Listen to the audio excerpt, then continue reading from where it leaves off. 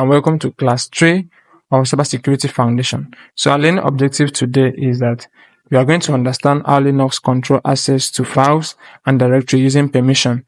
Then we use commands like the change mode, the change own, the change group to set files, permissions, and ownership.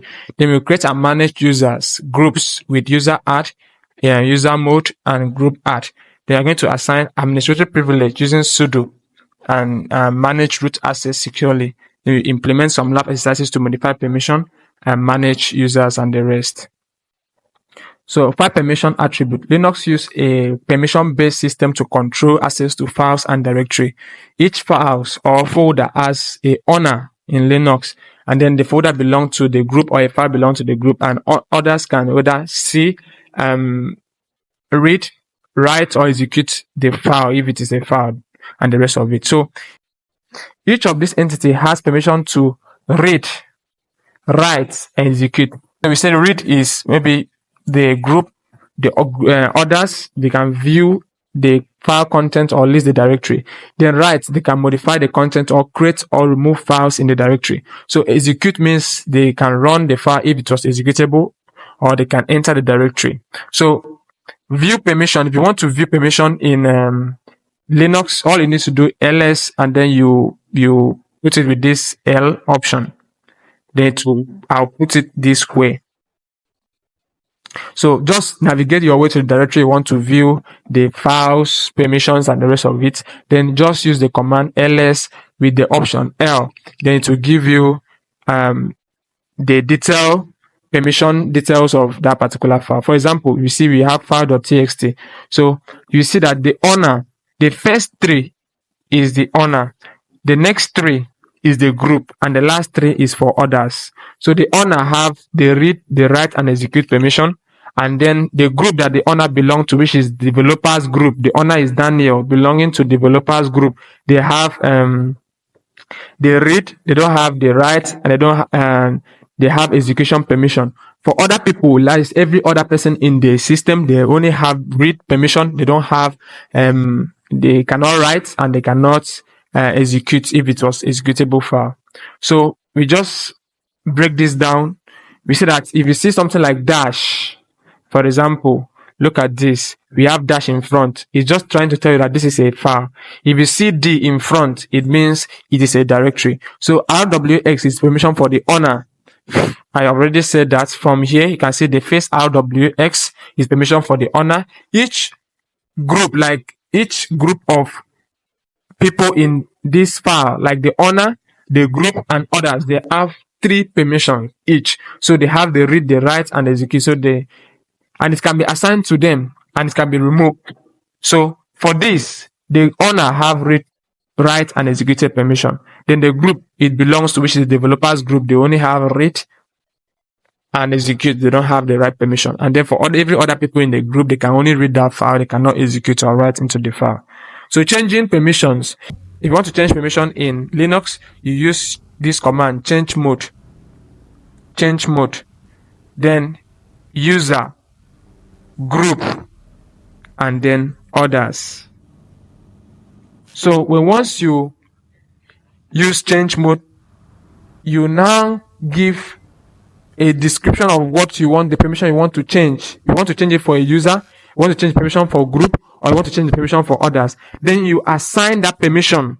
It can be executable permission, it can be write permission, and it can be read permission. Then we also have numeric representation, numeric way of you changing the mode as well. So we assign 4 to read, 2 to write, and 1 to execute. So if you give the group 7, it means you are giving the group full permission.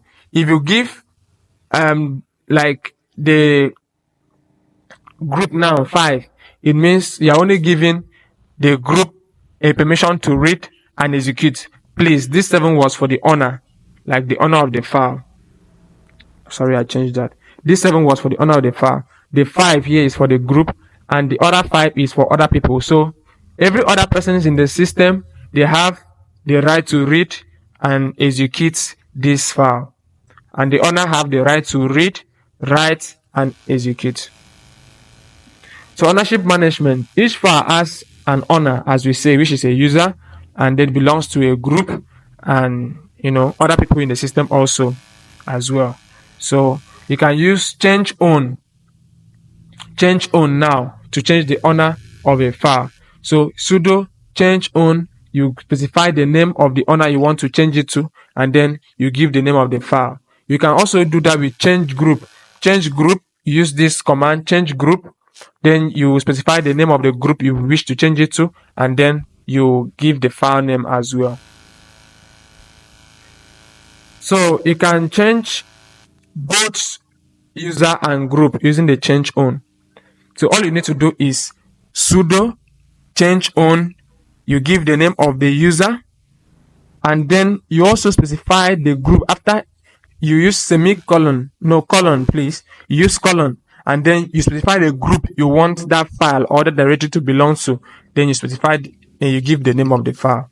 So ownership is crucial for collaborative environment where file access must be controlled based on user role. So in places like banks where it's not everybody that should have access to some certain files, ownership kind of management is very, very important. So user and group management. So if somebody is coming into the system for the first time, you want to create something for the user, like an account for the user, all you need to do is use sudo user add, then you specify the name of that user. Then for the password, sudo password, then you specify the name of the user you want to change the password. Same thing with group. If you want to create group, is sudo group add, then specify the name of the group. If you want to add a user to that group, then sudo user modification, then you give this option A, which means append this user to a group, which this G specific and this G is group. Specify the name of the group, and then the name of the group is what?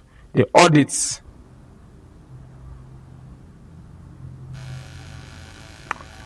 Okay, so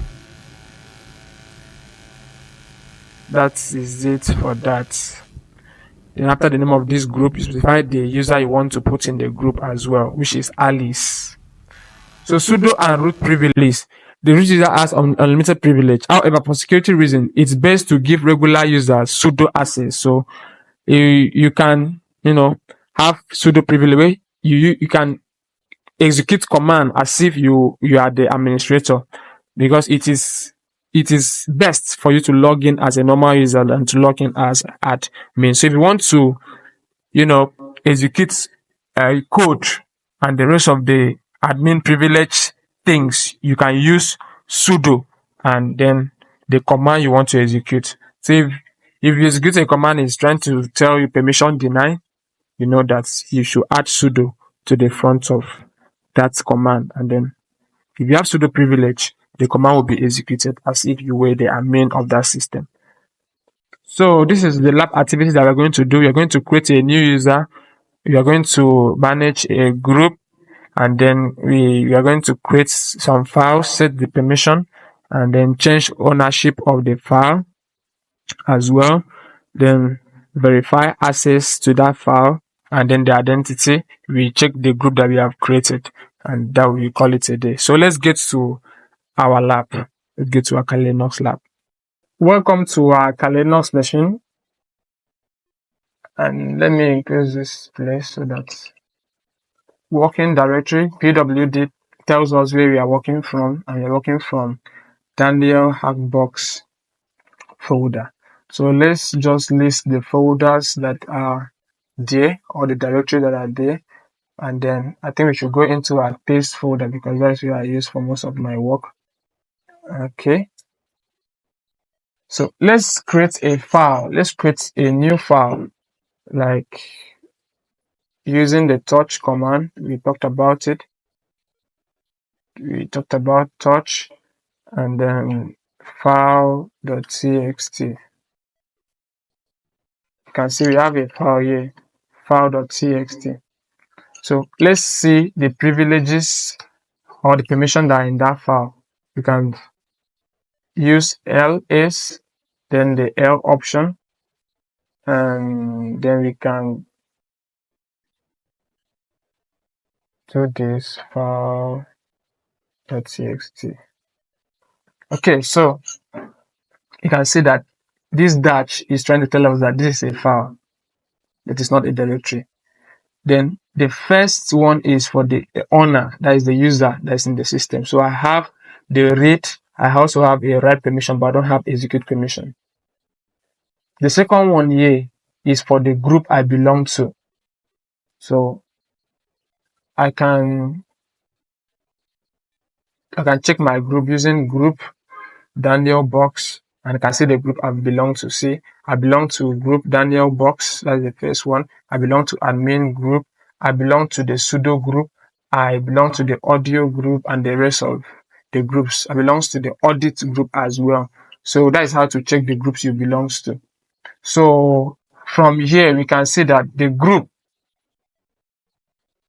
have what? Anybody that's in any of this group I belong to, they have read and write permission as well. They don't have execute permission. Then every other person in the system, they only have a read.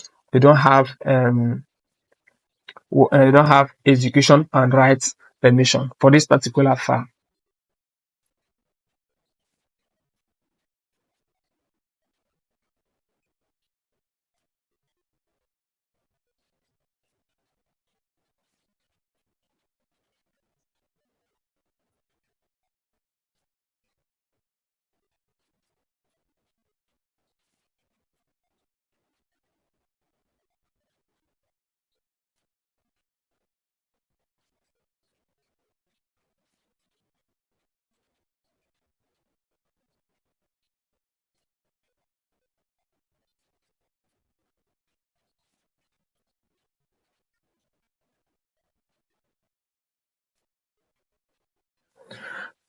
Okay, let's say I want to create an executable file. Let's say, let me create something like touch script.sh, and then let's now grab this again. Let's just see permission for. You can see the script. I don't have executable permission, and I want to add executable permission. Okay, so let's do this. I'm adding execute.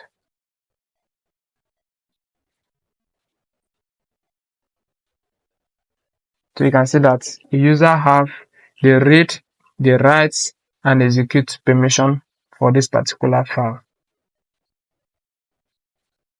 So let's say you want to create a new user. Somebody is coming into the system and you want to create a new user. You can use sudo user add. Then you give the name of the user that is coming in. Let's say we have Peter. Then you want to add a password to Peter. Then you can use sudo password, then specify Peter. So new password. Let me give it a password.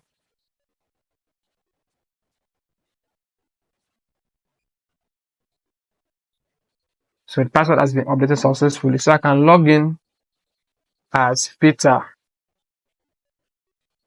I'll give the password, and then I'm logged in. So I can say, who am I? You can see that I am now logged in as Peter. So for now, let's exit.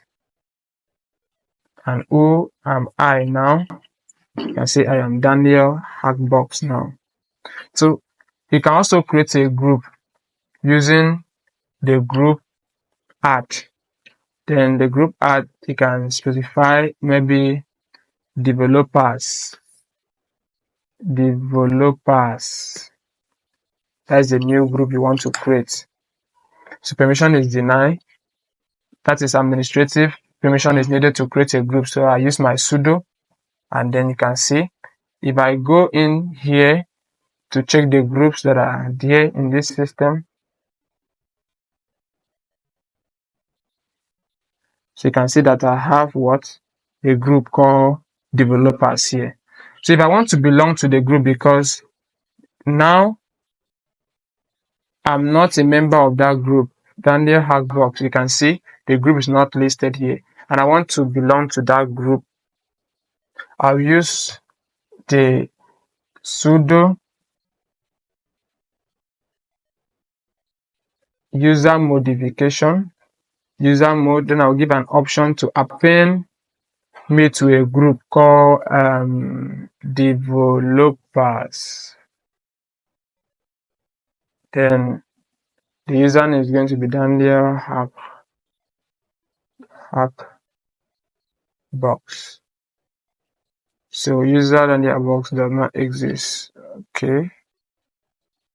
Let's say who am I? Daniel Hackbox. Okay, so we made a mistake there. You can see what we did there. So we delete this off. So now if we try to check our group now, groups, you can see that we are now in developers group. So that is basically how to create a group, create a user, add a user to a group. So thank you for spending your time and watching this video up to this moment, and I'm hoping to see you in other of our series throughout this training. Thank you.